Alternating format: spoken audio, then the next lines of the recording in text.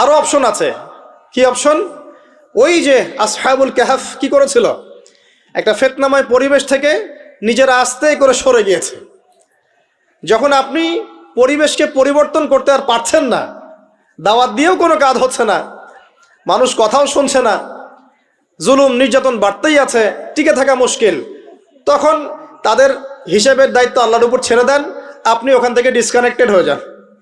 এটা একটা অপশন। এই অপশন বেছে নিয়েছিল ইব্রাহিম আলাইহিস সালাম। তার বাবাকে বুঝিয়েছেন, কাজ হয়নি, চলে গেছেন। এই অপশন বেছে নিয়েছিল আসহাবুল কাহফ। সবাইকে বোঝাচ্ছে কাজ হচ্ছে না, তার রাস্তায় করে চলে গিয়ে গুহার মধ্যে রাত কাটানো শুরু করেছে। এমনও হাদিস পড়েছি আমি যে ফিতনাময় পরিবেশে সবচেয়ে সৌভাগ্যবান হবে ওই শ্রেণীর মানুষ যারা দেখা যাবে যে পাহাড়ি কোনো এলাকায় বা দূরবর্তী কোনো জায়গায় বসবাস করছে, যেখানে বৃষ্টিপাত হয়, গরু ছাগল মেষ বকরি এগুলো নিয়ে ওখানে চড়ায়, যখন আজানের সময় হয়, নামাজের ওয়াক্ত হয়, আজান দেয়, নামাজ পড়ে, দুনিয়ার ফিতনা থেকে এরা দূরে আছে, এরা সফল।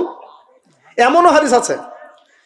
তো হয়তো আপনার কাছে মনে হচ্ছে না এখন ওই যুগ আসে নাই, কিন্তু আমি আপনাকে বলে দেই যে কোরআন এবং সুন্নাহর চোখ দিয়ে যদি আপনি দেখতে শেখেন এবং বর্তমান বিশ্বের প্রেক্ষাপটটা অ্যানালাইসিস করার যোগ্যতা আপনি অর্জন করেন কোরআন সুন্নাহর চোখ দিয়ে, আপনি বুঝতে পারবেন সেই সময় অনেক আগেই চলে এসেছিল। এখন ফিতনা এবং ফাসাদময় এই পরিবেশে আমরা কি করতে পারি, ছোট স্কেলে, বড় স্কেলে না, ছোট স্কেলে। আমি আজকে বড় বিষয় নিয়ে কথা বলতে আসি নাই, কারণ আমি চিন্তা করলাম যে আসলে প্রথমে যদি ব্যক্তিকেন্দ্রিক বিষয়টা ঠিক না হয়, বড় বিষয় আলোচনা করে কোনো লাভ নাই। আগে ব্যক্তি যদি ঠিক না হয়, বড় বিষয় আলোচনা করে আসলে কোনো লাভ নাই, আপনারা বুঝবেনও না, মাথার উপর দিয়ে চলে যাবে। এখন গ্লোবাল অ্যাফেয়ার্স নিয়ে কথা বলে খুব একটা ফায়দা নাই আপনাদের। এখন ইকোনমিক পুরো এই সুদভিত্তিক সিস্টেম আপনি চেঞ্জ করতে পারবেন না, এবং পুরো যে তাগুতি ব্যবস্থা আপনি চেঞ্জ করতে পারবেন না। আপনি কি করতে পারবেন? আপনি নিজেকে পরিবর্তন করতে পারবেন, আপনার পরিবারকে পরিবর্তন করতে পারবেন। এতটুকু আপনার পক্ষে এখন পর্যন্ত সহজ, ঠিক না ভাই? ঠিক কথা। এটা আপনি এখন করতে পারবেন। তো এটার ফর্মুলা কি? ফর্মুলা ঘাটতে গিয়ে আল্লাহ পাক আমার মাথার মধ্যে একটা হাদিস নিয়ে এসে দিলেন। কারণ আমি বিশ্বাস করি যে আপনারা বলছেন মৌলানা আল্লামা, আমি আসলে এমন কিছু নই, এই কথাগুলো আসলে আমার সাথে যায় না। আমি নিতান্তই একজন ছোট মানুষ এবং তালেবে ইলম, জ্ঞানের পথের পথযাত্রী। আর আমি তালেবে ইলম হয়ে থাকতে চাই। আমি মুফতি নই, আমি মুহাদ্দিস, মুফাসসির বা এই যে শব্দগুলো আপনারা বলছেন, এমন কিছুই নয়। আসলে কিয়ামতের মাঠে আমি জান্নাতে যেতে পারবো কিনা আমি নিজেই জানি না। যখন কোনো মানুষ নিজেকে অনেক বড় মনে করা শুরু করবে, বুঝে নেবেন সেই ইবলিসের আনুগত্য করা শুরু করেছে আর কি। কারণ ইবলিস বলেছিল আবা ওয়াস্তাকবারা, আমি খলাকতানি মিন নার ওয়া খলাকতাহু মিন তিন, আমাকে সৃষ্টি করেছেন আগুন দিয়ে, আদমকে সৃষ্টি করেছেন মাটি দিয়ে, আমি কেন আদমকে সিজদা করতে যাব? তো এটা ইবলিসের চরিত্র, আবা ওয়াস্তাকবার, সে উদ্ধত হয় এবং অহংকার প্রদর্শন করে। তো আমি মনে করি যে আমি কিছু বলি না, আল্লাহ রাব্বুল আলামিন আমাকে বলার তৌফিক দেন মাত্র, আলহামদুলিল্লাহ। তা আমার মাথায় একটা হাদিস আসছে, সকাল থেকে ঘুরছে। সেটা হচ্ছে, দেখুন, বারা ইবনে আযিব রাদিয়াল্লাহু আনহু থেকে বর্ণিত হাদিসটা আসছে এবং হাদিসটা বিশুদ্ধ। এখান থেকে আমি মূল আলোচনা যাচ্ছি যে একদিন আনসার মানুষদের মধ্যে, আনসার কারা? আমাদের আনসার বাহিনী। আনসার কারা? যারা মুহাজির সাহাবীদেরকে আশ্রয় দিয়েছিল মদিনায়, তাদেরকে কি বলা হয়? আনসার। তাহলে শব্দটা সুন্দর না? তাহলে আমাদের বাহিনীর নামটাও সুন্দর, মাশাআল্লাহ। তো আনসার সাহাবীদের মধ্যে একজন ইন্তেকাল করেছেন, ইন্না লিল্লাহি ওয়া ইন্না ইলাইহি রাজিউন। এখন তাকে দাফন করা হচ্ছে, আর নবী সাল্লাল্লাহু আলাইহি ওয়াসাল্লাম কবরের পাশে চুপ করে বসে পড়লেন। তার বসা দেখা দেখি বাকি সাহাবীরাও তাকে ঘিরে গোল করে বসে পড়লেন।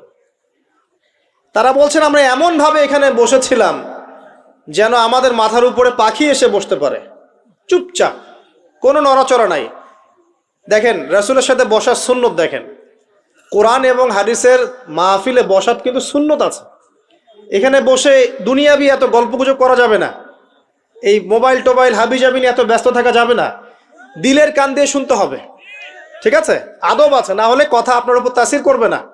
তারা এমনভাবে বসেছিলেন যেন মাথার উপরে পাখি বসতে পারে, সুবহানাল্লাহ।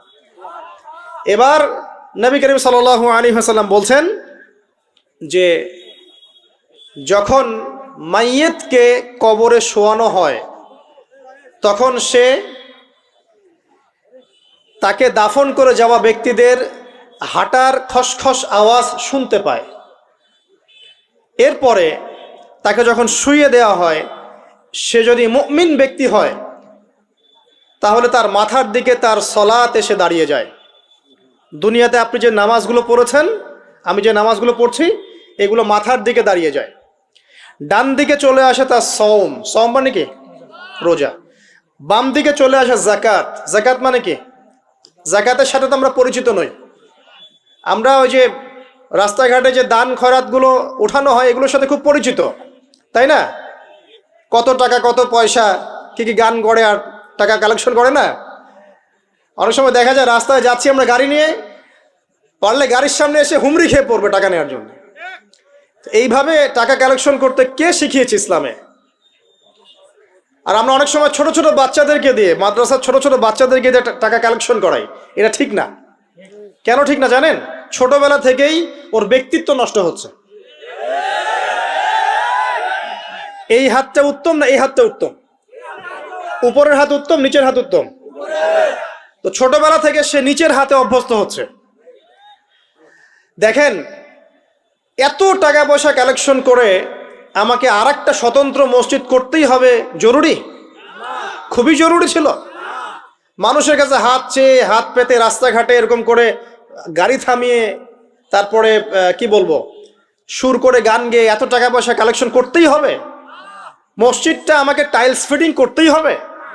এসি মসজিদ করতেই হবে? আমরা এমনও মসজিদ রংপুরে দেখেছি 10 বছরেও টাকা কালেকশন শেষ হয় নাই। 10 বছর ধরে কালেকশন হচ্ছে। আমি ছোটবেলা থেকে দেখছি কালেকশন হচ্ছে। কি বুঝলেন? তো এগুলো আমাদের ব্যক্তিত্ব নষ্ট করে। মুসলিমরা উপরের হাতের মালিক। সারা বিশ্ব আমরা একসময় চালিয়েছি।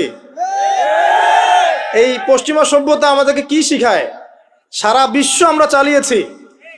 এই আপনার উমাইয়া খেলাফতের সময়ও কর্ডোভায় আব্দুর রহমানের যে শাসন ছিল, কর্ডোভায়, স্পেন, পর্তুগালি, পুরো জায়গাগুলো পশ্চিমা বিশ্বের, এগুলো মুসলিমরা শাসন করেছে প্রায় 500-600 বছর। ইতিহাস তো আমরা জানিও না, পড়িও না, ভুলে গেছে। ইতিহাস পড়তে হয়। হিস্ট্রি ঘাটলে দেখবেন রাসূল সাল্লাল্লাহু আলাইহি ওয়াসাল্লামের 23 বছরের নববী যুগ, স্বর্ণযুগ, তারপর আবু বকর সিদ্দিকের খেলাফত, তারপর উমর ইবনুল খাত্তাবের খেলাফত। আবু বকর সিদ্দিকের 2 বছর বা 2.5 বছর, উমর রাদিয়াল্লাহু আনহুর প্রায় 10 বছর, তারপর উসমান রাদিয়াল্লাহু আনহুর 12 বছর, আলী রাদিয়াল্লাহু আনহুর প্রায় 2-2.5 বছর, তারপরে হাসান রাদিয়াল্লাহু আনহু 6 মাস। এরপরে উমাইয়া খেলাফত শুরু হলো মুয়াবিয়া রাদিয়াল্লাহু আনহুর হাতে, প্রায় 20 বছর। উমাইয়ারা শাসন করেছে প্রায় 90 থেকে 100 বছর। তারপর জাব নদীর যুদ্ধে উমাইয়া আব্বাসীয়রা একে অপরের সাথে যুদ্ধ করেছে, করে উমাইয়ারা পরাজিত হয়ে আব্বাসীয়রা ক্ষমতায় গিয়েছে। ক্ষমতায় গিয়ে তারা প্রায় শাসন করেছে প্রায় 550 বছর। এদিকে উমাইয়াদের মধ্যে যারা পরাজিত হয়েছে ওরা চলে গিয়ে কর্ডোভা, আন্দালুসিয়া, ওইদিকে খেলাফত কায়েম করেছে। তারপরে আবার এদিকে ফাতেমি খেলাফত ছিল, উসমানীয় খেলাফত ছিল, তারপরে মিশরে তুলুনি একটা রাজবংশ ছিল, আমাদের সাবকন্টিনেন্টে মোগলরা ছিল, সারা বিশ্বে আমরাই ছিলাম। ইতিহাস তো ভুলে গেছে। তা আমরা সবসময় উপরের হাত ছিলাম, উপরের হাত। আমরা দিতাম, মানুষ নিত। আর এখন কি হয়েছে? আমরা এখানে, আমরা চাই, মানুষ দেয়। আর ওরা কি এমনি দেয়? ওরা চড়া সুদ দিবে না? ওয়ার্ল্ড ব্যাংকে যান লোন নিতে, চড়া সুদ। মানে এই সুদ শোধ করতে গিয়ে বিভিন্ন দেশ শ্রীলঙ্কা হয়ে যাচ্ছে। সুদ তো শোধ করতে হবে, এমনি তো আপনাকে আর এগুলো দিবে না। তো এই সুদটা শোধ করতে গিয়ে আমাদের জিনিসপত্রের দাম বেড়ে যাবে, তারপরে দেখবেন জনগণের উপর কর বেড়ে যাবে, অনেক প্রবলেম। আর এই প্রবলেমগুলো ফেস করতে হবে কি কারণে? রিবা বা সুদের কারণে। তো এই যে বলছি, দেখেন ছোটবেলা থেকেই যে আমরা নিচের হাতে অভ্যস্ত হচ্ছি, এটা ত্যাগ করতে হবে। ব্যক্তিত্বের পরিচয় দেন। এত টাকা পয়সা চেয়ে প্রতিষ্ঠান করার দরকার নাই। আমার জমি আছে 1 বিঘা, আমি প্রতিষ্ঠান করবো ইনশাআল্লাহ। আপনার 2 বিঘা, আপনি করেন। যার সামর্থ্য আছে সে করবে, সামর্থ্য নেই, করার দরকার নেই। আর একটা মসজিদ যদি কবুল হয়, একটা মসজিদ একটা জেলার জন্য যথেষ্ট। একটা মসজিদে নববী থেকে নবী সাল্লাল্লাহু আলাইহি ওয়াসাল্লাম সারা দুনিয়া শাসন করেছে। আর আমাদের তেমন কোটি কোটি মসজিদ, কোটি কোটি মসজিদ বাংলাদেশে। এই যুগের কথাও নবীজি বলেছেন, যে যুগে মসজিদগুলো চাকচিক্যময় হবে, মসজিদগুলো কি হবে? চাকচিক্যময় হবে, হেদায়েত উঠে যাবে এবং মসজিদের মধ্যে শোরগোল হট্টগোল বেড়ে যাবে। দেখেন না মসজিদে হট্টগোল বেড়ে গেছে না? এটা সেই যুগ। তো যেটা বলছিলাম প্রিয় ভাইরা, যে নিচের হাতে অভ্যস্ত না, উপরের হাতে অভ্যস্ত হতে হবে। এই কারণে এই যে একটা হাদিসের কথা শুরু করলাম, যে আনসার সাহাবী কারা ছিল? যারা মুহাজির সাহাবীদেরকে আশ্রয় দিয়েছে। এখন এই সাহাবীদের মধ্যে একজন ইন্তেকাল করেছে, তার লাশ যখন রাখা হচ্ছে তখন নবীজি বলছেন মাথার দিকে মাইয়েতের আসে কি? সলাত। সলাত মানে কি? নামাজ। 5 ওয়াক্ত নামাজ আজকে থেকে ছাড়বেন? ওয়াদা করেন আজকে থেকে 5 ওয়াক্ত নামাজ ছাড়বো না ইনশাআল্লাহ। একটা হাদিস খালি বলি, মান তারাকা সালাতান মুতাআম্মিদান ফাকাদ কাফারা, মান তারাকা সালাতান মুতাআম্মিদান ফাকাদ কাফারা। আবার শোনেন, قال رسول الله صلى الله عليه وسلم من ترك صلاة متعمدا فقد كفر। আর মুয়াজ বিন জাবাল রাদিয়াল্লাহু আনহু কে নবীজি বলেছেন মান তারাকা সালাতা মুতাআম্মিদান ফাকাদ বারিয়াত মিন জিম্মাতিল্লাহ। যে ব্যক্তি নিজের উপর ফরজ নামাজ ছেড়ে দিল সে কুফরি করলো, সে কুফরি করলো, সে কুফরি করলো। মুয়াজ বিন জাবালকে নবী সাল্লাল্লাহু আলাইহি ওয়াসাল্লাম বলছেন যে ব্যক্তি ফরজ নামাজ ইচ্ছা করে ছেড়ে দিল সে ব্যক্তি আল্লাহর জিম্মা থেকে মুক্ত হয়ে গেল। নামাজ ছাড়বেন প্রিয় ভাই? 5 ওয়াক্ত নামাজ জামাতের সাথে ইনশাআল্লাহ। আল্লাহ আমাকে তৌফিক দেখ, আপনাদের সবাইকে তৌফিক দান করুন, আমিন। জামাত যদি না পান একা পড়ে নেবেন, ঠিক আছে? যদি ঘুমিয়ে থাকেন ঘুম থেকে উঠে পড়বেন, ভুলে গেছেন যখন মনে হবে তখন পড়বেন।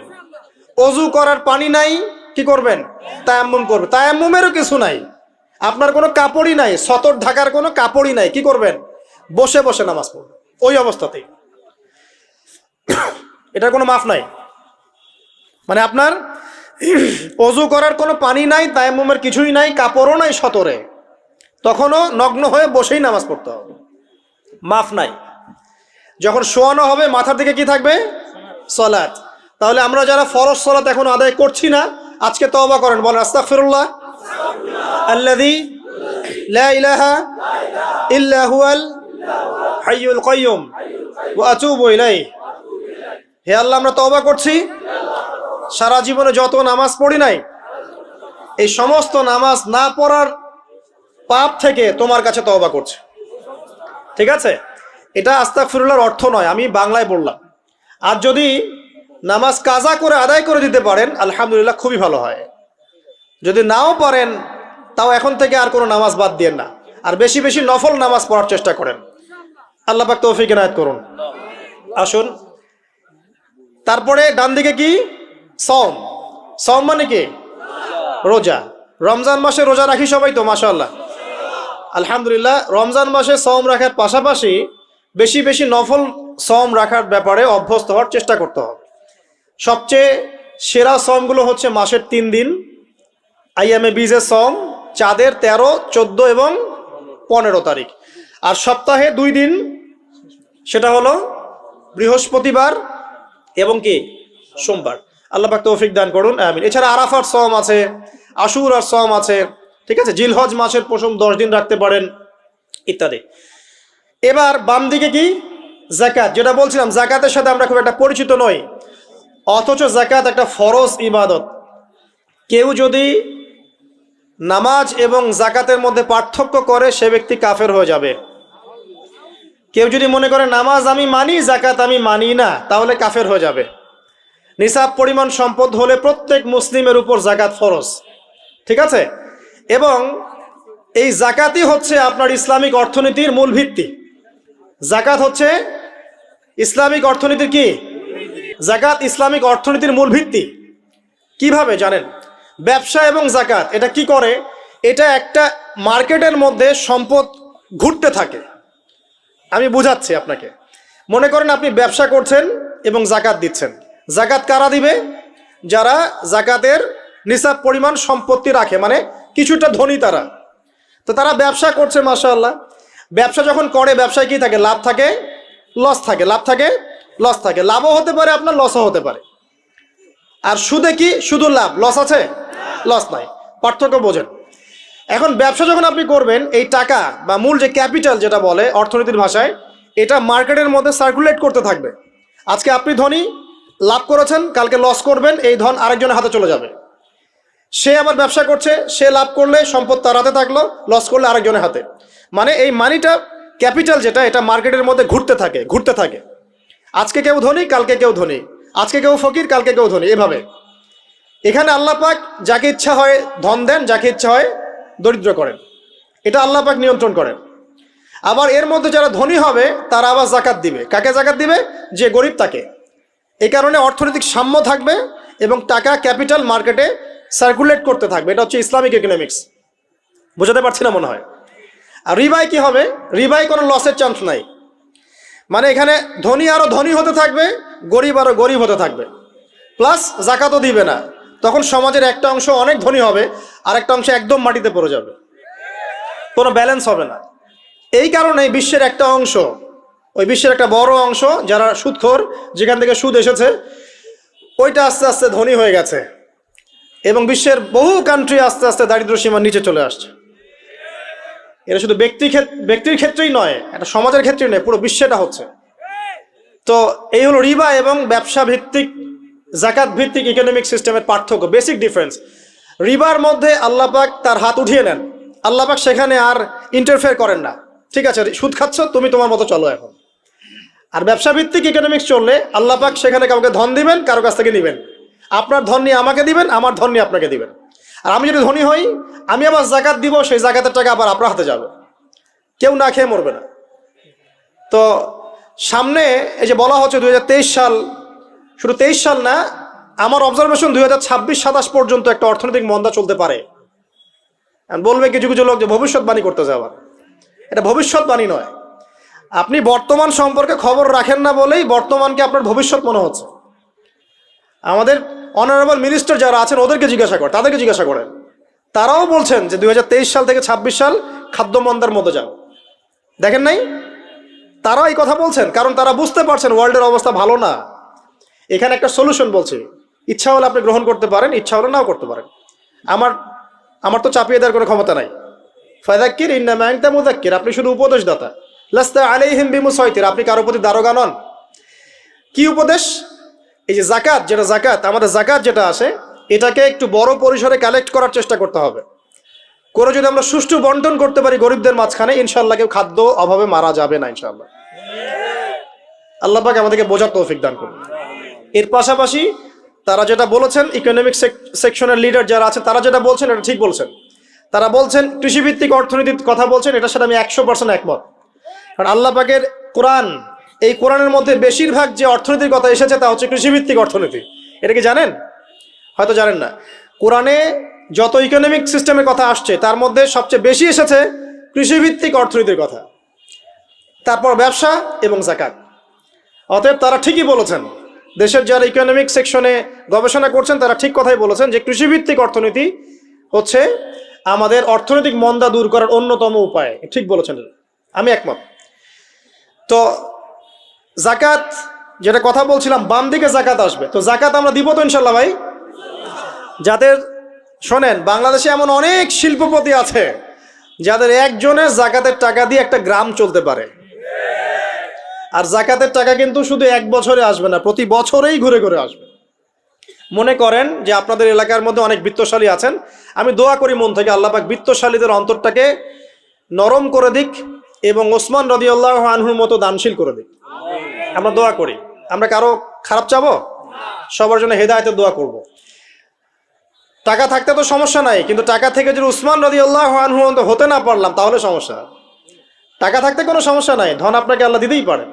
এই ধনটাকে উসমান গনি রাদিয়াল্লাহু আনহুর মতো আল্লাহর পথে বিতরণ করে দেন, ইনশাআল্লাহ আল্লাহ পাক আপনাকে জান্নাতুল ফেরদৌস দান করবেন ইনশাআল্লাহ। তো অনুরোধ থাকবে, দেখেন আপনারা যদি একটা এলাকার জাকাত কালেক্ট করতে পারেন, মনে করেন কথার কথা এখানে কিছু মেয়ে আছে যারা খারাপ পথে পা বাড়িয়েছে, আমার কথা বুঝতে পারছেন? আচ্ছা, এরকম পল্লী অনেক জায়গায় আছে না? এক বছরের জাকাতের টাকা দিয়ে সমস্ত যৌনপল্লীর মেয়েদেরকে কাজ দেয়া সম্ভব, কর্মে আনা সম্ভব। ওদেরকে কাজের ব্যবস্থা করে দেন, ওরা কখনোই এই সেক্স ওয়ার্কারের কাজ করবে না ইনশাআল্লাহ। কোনো মেয়েই এই কাজ করতে চায় না আমার মতে। কোনো মেয়েই চায় না যে ইজ্জত বিক্রি করে খাবো, কোনো মেয়ে চাবে? কখনো চাবে না। ওকে আপনি ভালো কাজের ব্যবস্থা করে দেন এই জাকাতের টাকা দিয়ে, দেখবেন ইনশাআল্লাহ সে ওই খারাপ পথ ছেড়ে দিয়েছে। অনেক দেখবেন দরিদ্র মানুষ আছে যে পড়াশোনা করার কোনো সুযোগ নাই, টাকা পয়সা নাই, পড়াশোনা করতে চায় কিন্তু টাকা পয়সা নাই, দিনের জ্ঞান অর্জন করতে চায়, দেশকে কিছু দিতে চায়, টাকা নাই। তাকে আমরা হেল্প করতে পারি না? পারি। অনেক মানুষ আছে মাদক দ্রব্য বিক্রি করছে, তাকে বুঝান, দিনের হেদায়েত দেন যে ভাই আমি তোমাকে আরো ভালো চাকরি দিব, ভালো ব্যবসা দিব, তুমি ছাড়বা কিনা? বলবো আমি ছেড়ে দেবো ইনশাআল্লাহ। বুঝালে ছেড়ে দেবে ইনশাআল্লাহ। এই যে মেগা প্রজেক্ট যেটা কথা বলি আমরা, আত্ম উন্নয়নমূলক বলেন, যুব উন্নয়নমূলক বলেন, বা কান্ট্রি ডেভেলপমেন্টের কথা বলেন, এখানে জাকাত একটা বড় শক্তি হতে পারে। তবে এটাকে সুষ্ঠুভাবে কালেক্ট করতে হবে এবং জাকাতের যে 8টা খাত আছে এই খাতগুলোতে সুষ্ঠুভাবে বন্টন করতে হবে।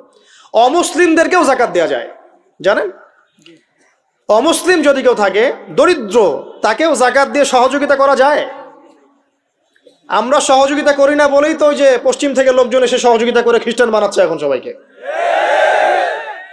আরো বাড়বে দিন দিন, দেখেন। কারণ আমরা তো সহযোগিতা করছি না। আপনার পাশে আপনার প্রতিবেশী না খেয়ে মারা যাচ্ছে, আপনি যাচ্ছেন না। এখন তো অন্য কেউ এসে যদি সাপোর্ট করে, ও তো তার দলেই ভিড়বে তখন, স্বাভাবিক। এটাই হচ্ছে এখন। আল্লাহ বোঝার তৌফিক দান করুক আমাদেরকে। বাম দিকে মাইয়াতের থাকবে কি ভাই? যাকাত। তারপরে পায়ের দিকে চলে আসবে তার আত্মীয়তার সম্পর্ক রক্ষার ইবাদত, তার এই যে অন্যান্য দান সদকা, তার নফল আমল, তার তাসবিহ তাহলিল, তার কোরআন তেলাওয়াত ইত্যাদি পায়ের দিকে চলে আসবে। এখানে একটা হাদিস এসেছে, সূরাতুল মুলক যে ব্যক্তি রাতের বেলা তেলাওয়াত করবে, কোন সূরা ভাই? তাবারাকাল্লাযী বিয়াদিহিল মুলক ওয়া হুয়া আলা কুল্লি শাইইন কাদির। এই সূরা যে ব্যক্তি রাতের বেলা করে তেলাওয়াত করবে, ইনশাআল্লাহ সূরা মুলকও কবরে তার সাথে থাকবে এবং কবর আযাব থেকে সূরা মুলক তাকে বাঁচাবে ইনশাআল্লাহ। আমি বুঝাচ্ছি যে কি অবস্থাটা হবে। এবার দুজন ফেরেশতা মাথার দিক থেকে আসবেন, আসতে চাইবেন, সালাত বলবে এখান দিয়ে আসা যাবে না, এদিক দিয়ে আসা যাবে না। ডান দিক দিয়ে আসতে চাইবেন, এদিক দিয়ে আসা যাবে না। বাম দিক দিয়ে আসতে চাইবেন, যাকাত বলবে এদিক দিয়ে আসা যাবে না। পায়ের দিক দিয়ে আসতে চাইবেন, আমলগুলো বলবে এদিক দিয়ে আসা যাবে না। তখন যাই হোক তারা আসবেন। এটা তাদের, এটা কথা কি? এটা কথাটা হচ্ছে যে সলাতের গুরুত্ব, মানে সে সলাত আদায় করেছে, সে আমার হক আদায় করেছে, আমি তার পক্ষে আছি, এটা পক্ষে বোঝাচ্ছে। রোজা বলবে আমি ওর পক্ষে আছি, তাকে আপনি কোনো শাস্তি দিবেন না, আমি তার পক্ষে আছি। আপনারা দুজন তাকে শাস্তি দিবেন না, আমি যাকাত তার পক্ষে আছি, এটা পক্ষে থাকার কথা।